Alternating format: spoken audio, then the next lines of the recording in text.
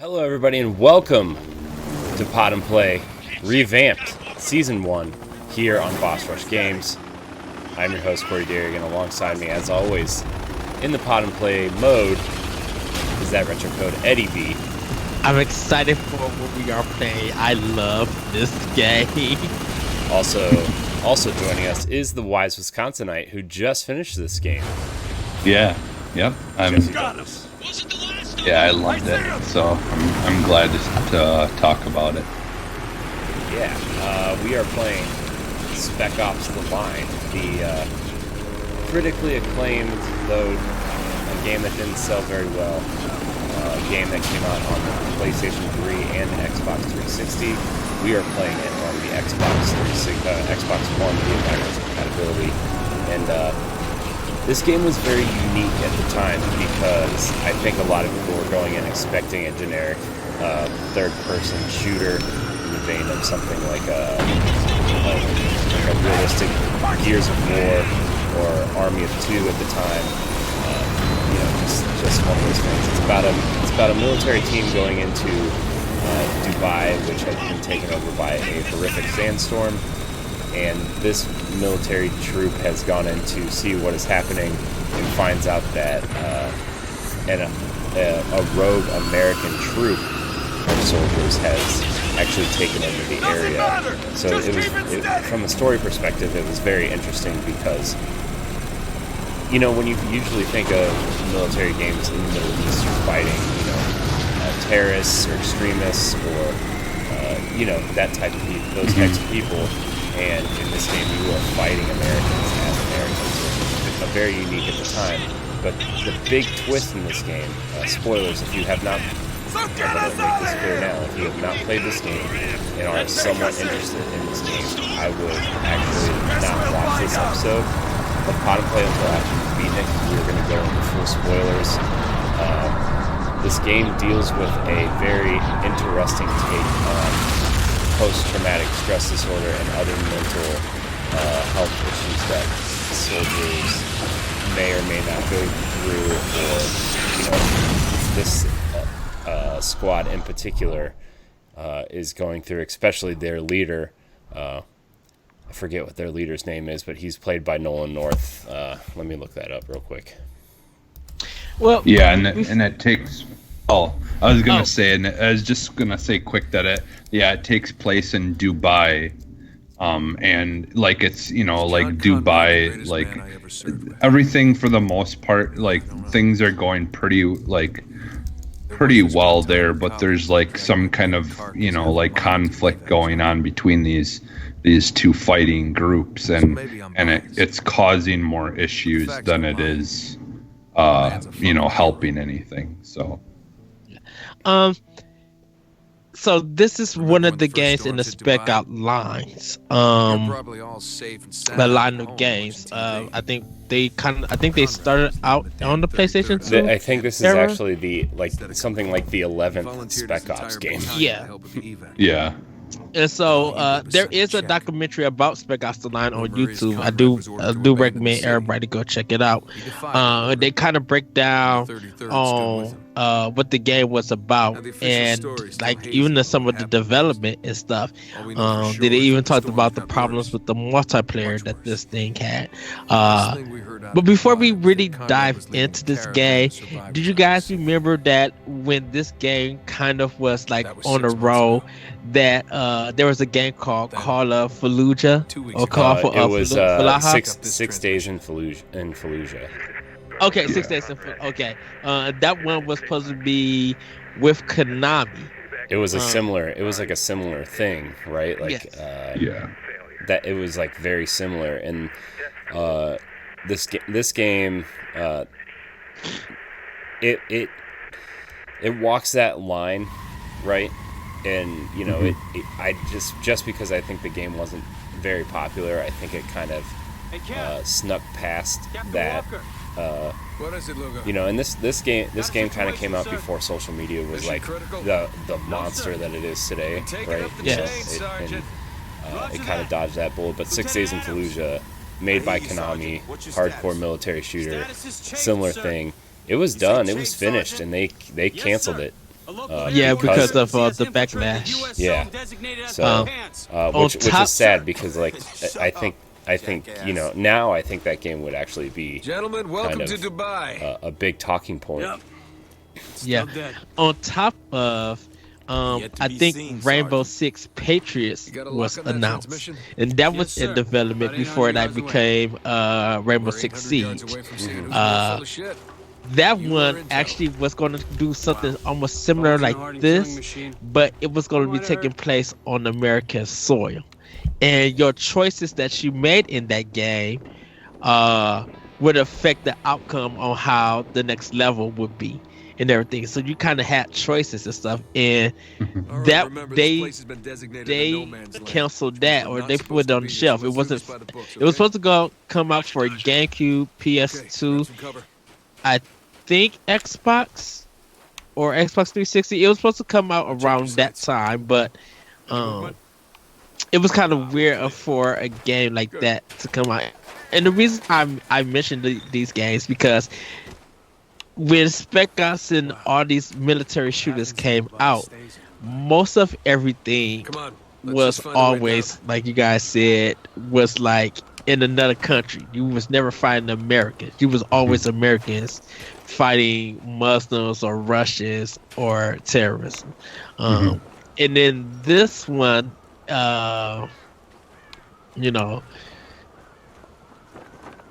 this one is like you're fighting soldiers, but then at a point in time, the perspective and the story switches. So, Jesse, with you beating it, what did you get out of this game? Like for me, we had kind of talked about this a little bit on the show, but like it was a lot of fun, and I especially liked how they kind of slowly introduced the idea of the main character, having issues and breakdowns and things like that. Because like in the for a good chunk of the game, it just plays like a regular game, like just a regular shooter game. I mean, it's where it's just a Gears of War clone, pretty much, but like with real military. The main character's name is Martin Walker, by the way. I had to look it up. Played by Nolan North, of course, because he's everywhere. But yeah, I just it did. I felt like it does a really good job of kind of just as things get, as the main character gets more stressed out and more, more things are going on and stuff like that you see him breaking down much easier and having much, more problems and I just feel like they really did a good job of not just kind of throwing it in your face like right away without really having the main character going through stuff to aggravate his his mental illnesses and things like that, and like as far as like how it ends and stuff, I won't without going into it now, but like I thought they did a really good job of kind of giving you options for the ending, depending on what you decide to do. I did go back today before we recorded this morning. I fired the game up and then I reloaded my save because I had to take a picture of it, to show that I finished it or whatever anyways, for our backlog. But so I'm like, you know what? I'm gonna see if I make a different choice at the end part, if it, what happens after that. And so I did that, and it kind of opened up the game to a little bit more than after the credits. I believe you still play a little bit more, and then I think you might be able to even make a choice from that point as well, what you do. So yeah, there's plus there's like, depending on, there's even choices that you can make like partway through the game that you don't even know that you're making at the time. Yeah. Like you can do some sort of thing, or like I remember specifically, oh man, I'm gonna die. I remember there's specifically a point, I died. There's specifically a point in the game where like you can either go like down and fight everybody, or kind of sneak around and snipe them. Yeah. I think it's like in the last third of the game, and depending on which choice you choose there changes the ending also. So it's just there's a bunch of things in this game that you could do to really change the outcome of this game.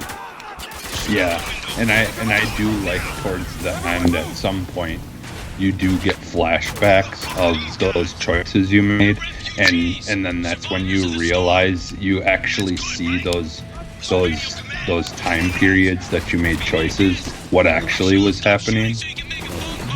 Like there's the part, do you remember the part where there's two people hanging from a bridge? Yeah. From a rope, and then he says, you know, like, oh, both of these people have to die because one stole water and the other one did something else bad, and so they're like surround you with a whole bunch of guys and they want you to kill them.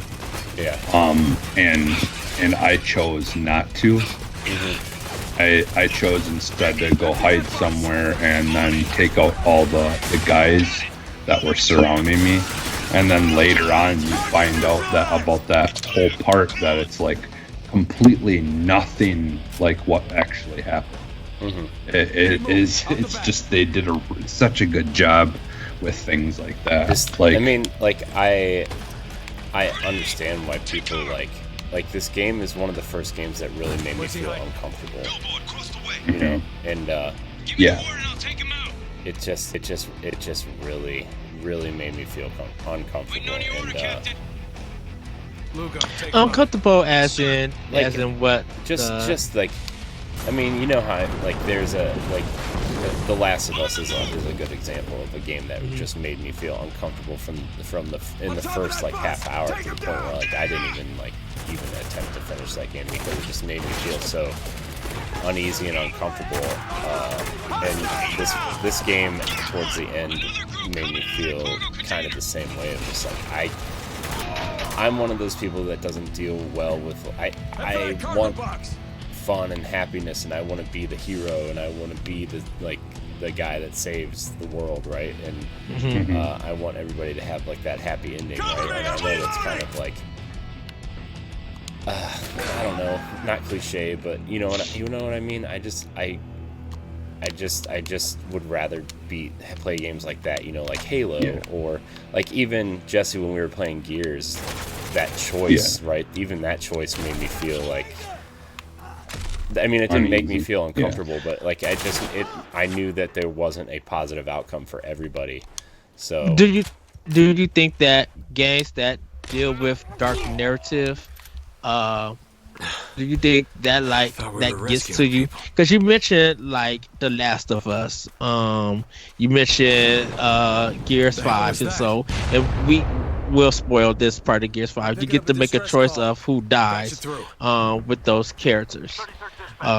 There's two specific characters that you have to choose to save one, and we're not going to spoil who it is, but you know, either the one you save, the other one dies, right? Like you don't really know that going into that section. You just like I mean, you can kind of put it together, but in the moment, like maybe I'm just dumb, but I don't know if I would have even noticed, you know, like it just says who you're going to save, because you just assume the other one might be taken hostage or, you know, thrown by the wayside, and you only get one teammate during this fight scene instead of two or something, and then it turns out that the other character, you know, dies, and which is so, you know, and that kind of made me feel like, oh man, that just sucks. I mean, in Gears, I guess it's not as big of an impact in Gears because it's kind of over the top anyway. But in something like this or The Last of Us in particular, like Isn't going to cover A? Like, why am I not in cover? Well, like my thing with it, like my thought on this is, like, I think that we definitely do need more games that, especially in the kind of setting that this game is in, we do need more games to be a little bit more realistic and not making it seem as fun, because sometimes I feel like military games do too much of like making it seem like, ooh, war is fun, kind of thing, and it's not always a good time. But the thing about it is that with some military games is that how do you make a military game without set pieces?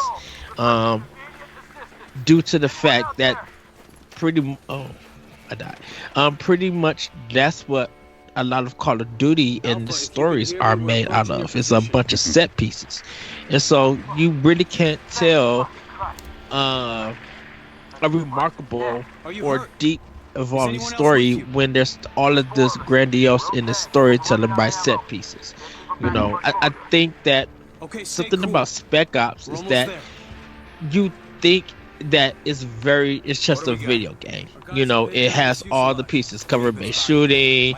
You have a squad. I mean, it literally starts out as a military shooter.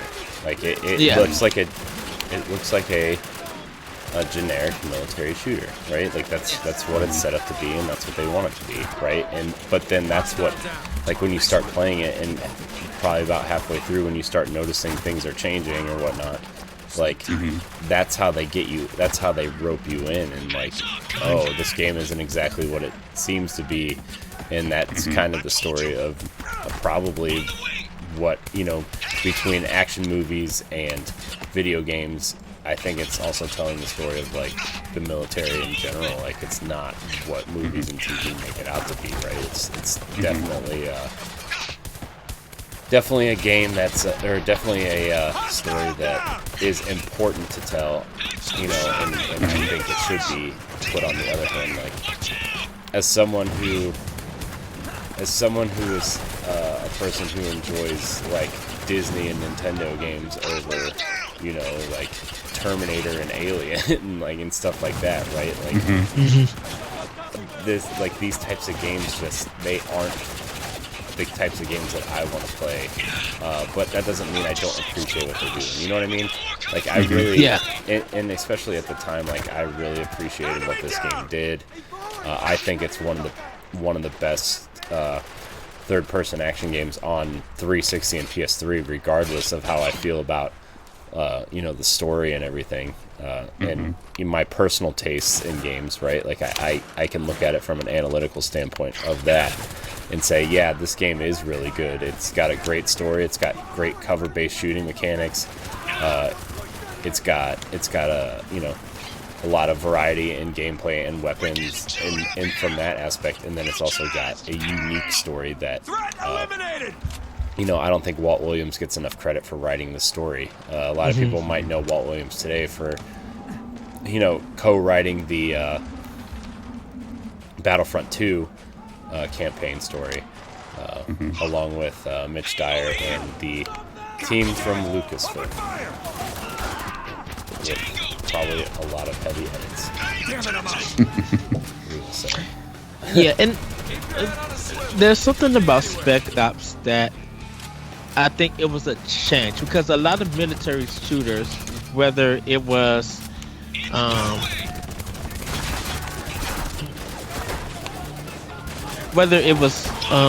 first person or cover based, they all kind of felt the same at times. That you were going to this war zone, some kind of explosion may happen, and all you really do is just shoot enemies. And you really never knew what the story, paid attention to the story, because at that time a lot of stuff was just jumping around when it came to his story. And kind of like what I liked about this is that, at certain points when the story gets to change, you really get a feeling that, oh, this game that I thought was just a normal dumb third-person action $60 game has deeper meaning than I expected. You know, and a lot of gamers didn't think about that. Like, they weren't thinking about narrative and what you really could get out of it. You were just thinking, look at how many kills. Oh, okay, killed again. Look at how many kills I could do, and look at this cool picture that happens in the game, like set piece. Yeah, and I think, like, you know, kind of going back to like them doing stuff and like as far as how the story goes, like the thing is like, we're here to help. You know, like, stay with me, all right?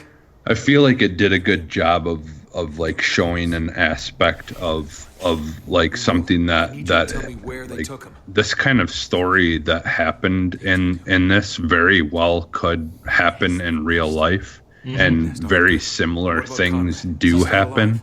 There, you know, you do hear about like just, you know, like shady operations and stuff in the military, just because, like, you know, like when they're over in other countries, sometimes there's just things that they feel like they have to do that you know, we wouldn't really consider, you know, to be okay here, or you know, in a lot of cases, but it's just like, you know, it's something that they felt like they had to do, or, you know, like and I'm sure there's been plenty of times where people have been like, you know, had been messed up from like, you know, post-traumatic, you know, stress and just like, you know, made mistakes or did something wrong or just completely like lost it, and, you know, and bad things happened. I mean, we're not gonna ever probably hear about those things, but I could definitely see like something like this happening in real life, and I think they did like a good job of kind of like balancing on that line of reality and you know, and just kind of like over the top fiction, because there are still some over the top stuff in this game. But they were able to kind of ride the line like perfectly, that it doesn't, unless you really think about it, it doesn't feel that over the top, you know, like, and they just kind of did a really good job of just balancing like everything, honestly. Even just like gameplay and stuff, I feel like was pretty balanced, you know. I feel like it feels really good. Yeah, I feel like this game, it still feels really good to play. Like, even all these years later, like, it still feels like a modern shooter. I know it's not necessarily graphically the best looking game, but like, I do like, if this game got some sort of remaster or remake, I think it would actually be really cool to see this in some sort of modern take and see it, because like, I really do think this story rivals something like, you know, the way people talk about The Last of Us or some of these other major games. I think the story is in that conversation. It just, this game was not very popular at the time, which is sad. And that's kind of why when people talk about story and narrative and think God of War is like one of the best stories ever told, it didn't irk me, but it was just like, there have been a ton of games that have did narratives very well, better or on the level of God of War, and I think Spec Ops The Line is one of them. Like, why people were acting brand new that this was happening, that story, a deep, rich story could be told. And people just like finding out about it. Oh, go ahead, Jesse. I was just gonna say, like, as far as like stories go, and like for these types of games, like I honestly would put this story like right up there with the love that you hear for like modern warfare stories and stuff like that. You know, the modern warfare games. like I honestly I'd put it up there with those, like as to like how much I think that people should play this game. Like how people talk about the Modern Warfare games and playing the stories in those, and how interesting and like they kind of push it a little bit with the way they do the narrating and the stories in those games. Like I would put it kind of in the same vein of those, where it's it has some shock value, but it's also a well done story. It's not just about the shock value. It's about everything all together, just kind of well done.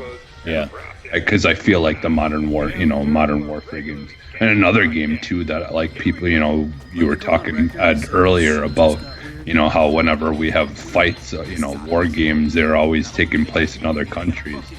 The first Homefront is still one of my favorite, like all-time first-person shooter campaigns. Like, which one? I love Homefront. Oh, that one was really good. Yeah. Where it's Japan and in America, like Tech America. That one didn't get the love that it got. I beat it all the way. I beat Homefront. That game was good.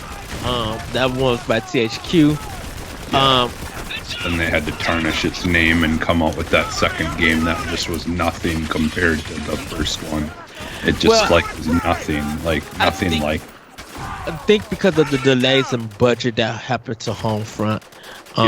And Homefront 2 went through some crazy stuff. Like it changed developers. I think I don't know if they were using whose engine was they using? I think it was Crytek's, because Crytek was going to publish it. Yeah. And then that fell through. Like it was a lot of stuff that game went through, and so I think they had no choice but to just kind of release what they had. Release it, yeah. It really is a bummer, because I just really wish they would have focused on doing another story similar to the first one. Right, because Homefront 2 was supposed to conclude the story. I really think we should do an episode, maybe in a season, an upcoming season on with Homefront. Yeah. Because like that's like alternate history stuff is always really fascinating too. Yeah. And I like how the game starts. I think it's just something about Homefront that you literally just play and you get sucked in. Like the story is whatever it is, but it's just like, this is a really good game if people will give it a chance. Yeah. And they like that game does not shy away from the shock value kind of thing either. Like, I mean, you have scenes and stuff where you're straight up, it's like World War II, with the Nazis and like where they would just have like just piles of dead bodies, like just thrown in pits, and like there you literally walk past pits a lot in that game, just filled with people, and like it's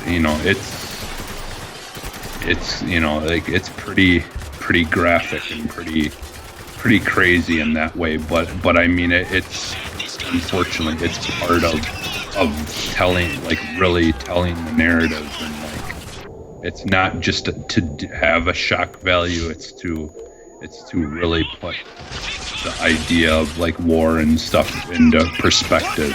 Like again, like too many games make stuff seem too fun, and like too much like, oh, I'm the untouchable hero that can just do whatever, and like they do it like the game like that we're talking about now, Spec Ops.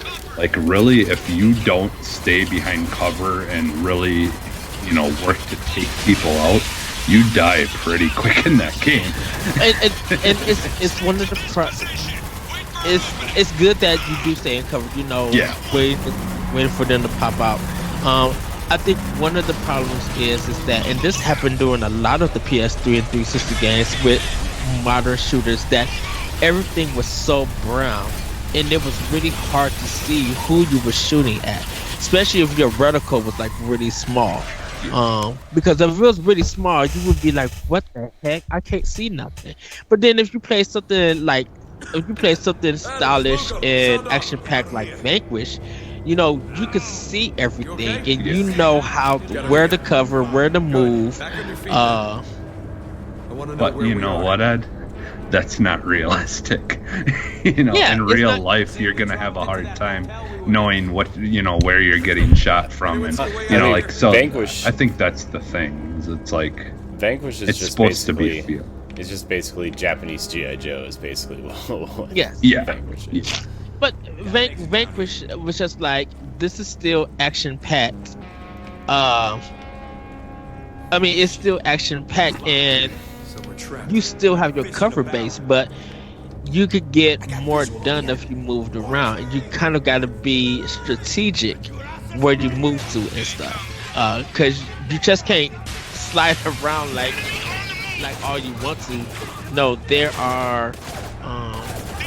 is a limit to where you can move. Yeah. That and that one just had, like you said, Corey, it's very Japanese as a game. Dude, you literally reload your health by hiding behind cover and smoking a cigarette. Vanquish is a great game. I can't wait for that remaster on Xbox One. I hope it looks as good as it plays. Yeah. It's a debate with me. Like, do I get it? Because I got the 360 version, or I know I have the 360 version also, but that game running at 60 frames a second is gonna be amazing though. Oh heck yeah! Like, just because of how fast it is and like just what that game is, like it deserves that. But it's fun. It's funny because me and Jesse was talking about Burnout Paradise, and I told Jesse that. You remember, Jesse? I told you that I got the 360 version, and then forgot that I was at GameStop's Black Friday, and I got Burnout Paradise for the Xbox One version. I was just like, Jesse got this version, so let me get it because I want to play it with him, because I never played Burnout Paradise. Yeah, and I like Burnout Paradise. Obviously I bought it twice. I bought it on the 360 version as well, and then I ended up getting the remake or whatever, the remaster. Mm-hmm. But I still what I crave is the early Burnout games where it was just about the trying to crash. Yeah, where you just you had to crash into stuff and try to cause as much damage as you could or whatever. Like I still to me those were way better of games. But that's because I'm like, there's just so many people making the more realistic versions of racing games that, and I feel like not enough people are doing the arcadey ones. Like that's why I was so glad, because even like I feel like Wreckfest did a really good job of making it feel like a simulator, but at the same time making it feel arcadey. Like I could see it being in those arcade games where you have the steering wheels and they have like a bunch of them next to each other, and you can race your friends if you want to. Like I miss that. I miss those kind of games, and like I really wish that they would do more of those kind of games in arcades. Yeah, and do them, and like literally have like newer games like that in arcades. Like I would like to see more modern, arcade games like that, and not to just have to go to Dave and Buster's to see that kind of stuff. We mentioned close to PTSD. Is that right? PTSD. Yeah. Which brings us to a little bit, and you guys can check our discussion about this game, Hellblade, where it talked about, you know, mental health and everything. Do you think that a game like this, like, what's the jumping point for being able to deal with mental health in game? Or you guys think there was something earlier? I'm sure there were earlier games. This one was one that kind of, I don't want to say popularized because this game wasn't very popular, but you know what I mean? This was one of the first ones that really stood out and allowed people to kind of at least tell these stories in games, right? I'm sure there are plenty of examples beforehand, before this game, but I think this game did such a great job of actually sticking to what they wanted to tell, the story they wanted to tell in this game, and it shows. You know, like it really did a lot of good things for storytelling in games, and I think even games that people talk about today need to give this game a lot of credit for opening those doors. Not that games didn't tell good stories before this, and you know, certainly people told good stories after this, but this is one that stands out as you know, something that should be attributed to, hey, we can tell stories in games that aren't always about, you know, superheroes or like, or you know, the one guy that needs to save the world because, or you know, like you said, Jesse, not every story needs to be about the guy who saves the world has a happy ending. You know, what a lot of people would probably call the Disney-fied ending, where everybody has a happy ending and everybody wins except for the bad guys. So. Yeah. Whereas this is more of like a Pixar ending, or beginning, depending on what movie you're watching. Yeah. Like another game that I can think of that's kind of like along the same lines as like this, and is also like one of my favorite games of all time, is Condemned. Like Condemned is very much a game about, like, you know, like, if I remember correctly, the character you're playing as, I think, had like an alcohol addiction, or like had some kind of addictions, or like some kind of, like, you know, something going on. And it's been a while now since I played it, which that's a game I'd really love to go back and play.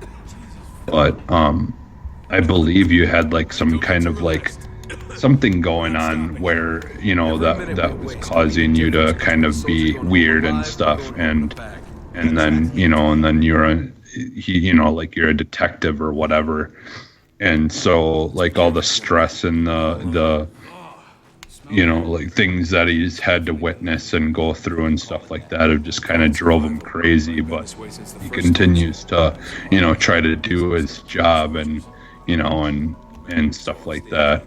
Like that was another good game that I feel like, you know, did a good job of kind of showing a more realistic, you know, thing of that. Like, cause like I had I donate plasma, and the nurse or the phlebotomist or whatever that had to put the needle in my arm for donating, like, she had told me that she used to be a vet, you know, worked for a veterinarian, and I've just always really been curious about that job, because, you know, and I just asked her, I'm like, you know, so, you know, how was that job, you know, just, I said, you know, like, it's always kind of, I've always been curious, because I know that, like, what kind of things come along with that job, and unfortunately a lot of times it's not good. It's not a great things that you have to witness, and, you know, and things like that. And so, like, I just, like, was asking her, and she's like, yeah, there, you know, there's a lot of bad things, and she's like, eventually, you know, I just felt like it was becoming too much, and, you know, and so that's why she had to leave and stuff. And it's,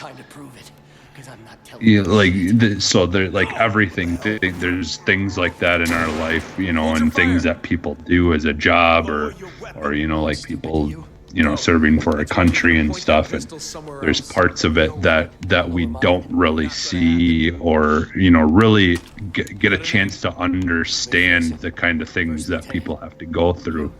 And so that's why I feel like games like this, where it kind of gives you that not so great side of a story, like, is a good way to help understand some of the things that people can have to go through, and what it may seem be like, or it's definitely, I feel like, a learning experience, like when you have stuff like this in games, where it's not just all perfect and everyone wins in the end, and like, that's how I look at these kind of things. And kind of, because I know we're probably getting close to the end, kind of how with the new modern Wolfenstein, and definitely Wolfenstein 2, how they portrayed the Nazis and how all that backlash happened with that game, and everything. It was just like, this is their take on it. And you kind of got to, even though it's like it's pretty much a video game, they are kind of making you feel like this is their take on Nazi Germany at that time. And for a long time, and I think still, when it comes to playing Nazis in games and stuff, like in Germany, you can't even have the symbol. Like, Germany doesn't want anything to do with that anymore. And so they have to like really censor that game and stuff. And it's kind of going to be like, when we get to Series X and, let's say, Switch Pro, and PlayStation 5, I think that you just can't have pretty graphics to tell a war story or a first-person shooter. It really has to have a story and some depth to it. And I think that's why Call of Duty Modern Warfare is a good example that it wasn't all just shooty bang bang. It really had a story that you wanted to see how everything unfolds. And when the next gen comes, you can have pretty graphics, but it needs to be some substance in the story with it. Yes, this game Spec Ops The Line looks beautiful, but the story, the context, the themes, what it is showcasing to the player, that it's just not a cover-based game that looks good. It's really a game that you really got to pay attention with the story. Yeah. And you will be rewarded with what comes out. Yes, there's some twists and turns, but it does a good job of doing it. Daylight up ahead. That's our exit. Follow it. Yeah, definitely. So. Yeah. Anyways, we are rolling up on the 45-minute mark. Do you guys have anything else to say about Spec Ops The Line, or how you feel about when you played it, or how you just feel about the game in general before we wrap up? I think it's a great cover-based game. It still looks beautiful. I can't wait to play all the way through, get to where I left off, and then finish it on my own and stuff. And really just experience what this game is really all about. Yeah, it's definitely an interesting game for sure, story wise, and I'm glad it's fun to play too, because it's really the total package. The multiplayer, which we didn't really talk about, is kind of negligible. I don't even think it's online anymore, because I think it was part of the GameSpy stuff. But this single player is definitely worth the. I think it's like $14.99 on Xbox One via backwards compatibility. So it is available on PC, Xbox 360, and Xbox One via backwards compatibility, and PlayStation 3. Highly recommended cover-based shooter. Jesse, you have anything else to say before we wrap this episode up? No, not really. I think it's been on sale a couple of times too, but yeah, I got it. Yeah. It was like $6 when I bought it, so it's on sale all the time. Okay. So, but yeah, anyways, I want to thank everybody for watching this episode of Pod and Play. Remember, you can find a new episode every Saturday during Season 1 all the way through, We need to keep moving before more soldiers let's see, show up. April, I think. I don't know. Season 1 is 10 episodes, and this is episode 3, so you can do some math if you really want to. You can download our podcast, the Boss Rush Podcast, every Tuesday at 7 a.m. Please like, subscribe, and share on our YouTube page. Rate and review our podcast. It really helps with discoverability. Also, by the time you watch this, Arsenal X, our Xbox podcast, if you really enjoy the world of Xbox, you can download that as well and take a listen. So, yeah, I want to thank everybody so much for watching, and until next week, keep on playing. Bye, everybody. Bye. That was a really dumb sign-off. I don't know why I said it like that.